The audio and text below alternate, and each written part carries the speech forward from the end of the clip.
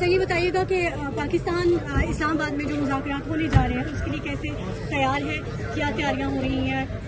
اور دوسرا میں یہ جاننا چاہوں گی کہ یہ کیسے ممکن ہوا جب دونوں ممالک جنگ میں جا رہے تھے، ایسے میں پاکستان نے اسے کیسے ممکن کیا؟ جی میں کوئی اللہ تعالیٰ کی جو انٹروینشن ہے، ڈیوائن انٹروینشن جو ہے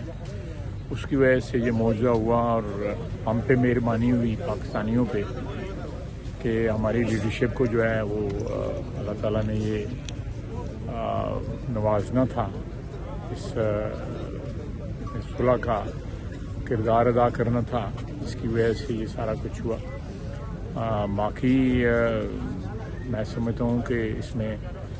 پرائم منسٹر اور فیلڈ مارشل عاصم منیر کا جو کردار ہے وہ پیوٹل رہا ہے، کلیدی کردار رہا ہے۔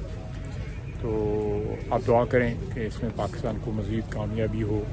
اور ایک مستقل امن جو ہے قائم ہو سکے۔ اس سے جو ہے پاکستان کی جو ہے ایک تاریخی کامیابی ہوگی اور اس میں جو ایک پاکستان کا خط کاٹ جو ہے تاریخ میں بھی اور حالات جو اس وقت حاضرہ ہیں اس میں بھی ایک میں سمجھتا ہوں کہ جو کمیٹی آف نیشنز ہے اس میں ایک مقام پاکستان نے آلریڈی حاصل کیا ہے اور وہ مستحکم ہوگا۔ سر لبنان کو بھی شامل کیا گیا ہے؟ جی لبنان کو بھی شامل کرنا چاہیے اور فلسطین کو بھی شامل کرنا چاہیے۔ جو اسرائیل نے جو مظالم جو ہے ڈھائے ہیں فلسطینیوں پہ اور لبنانیوں پہ اور ایرانیوں پہ، میں سمجھتا ہوں وہ تاریخ کا جو ہے ایک تاریخ باب ہے اور ان کو بھی شامل کرنا چاہیے۔ اگر ایک مستقل امن قائم ہونا ہے مڈل ایسٹ کے اندر تو یہ ساری پرابلمز جو ہیں جس میں فلسطین کی پرابلم سر فہرست ہے، لبنان کی پرابلم جو ہے یہ کھلی چھوٹ جو اسرائیل کو ملی ہوئی ہے اس کو لگامیں ڈالنے کی اس وقت ضرورت ہے۔ فلسطینیوں کا جینوسائیڈ جو انہوں نے کمٹ کیا، جو نسل کشی کی ہے پچھلے 2.5-3 سال کے اندر، وہ انسانی تاریخ کا ایک تاریخ باب ہے، تاریخ ترین باب ہے۔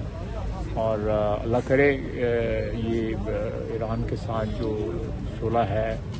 جنگ بندی جو ہے، یہ ایک پائیدار امن یہاں پہ قائم ہوا، قائم ہونے کے بعد جو ہے وہ انشاءاللہ تعالیٰ پاکستان جو ہے اپنی سفارتی جو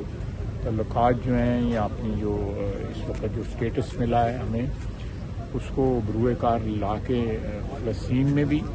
اور لبنان میں بھی اور اسرائیل کی جو جارحیت ہے اس کا کو مستقل جو ہے علاج کیا جائے گا انشاءاللہ۔ سر انڈیا جو ہے کافی ایگریشن دکھا رہا ہے، اس پر آپ اگر انڈیا روئے بھی نہ، آپ ساتھ اس کو وزٹ کرتے ہیں پھر اس کو روئے بھی نہ، اگر رو رہے ہیں تو کم از کم اس کی تو اجازت دے دینا۔ Thank you very much.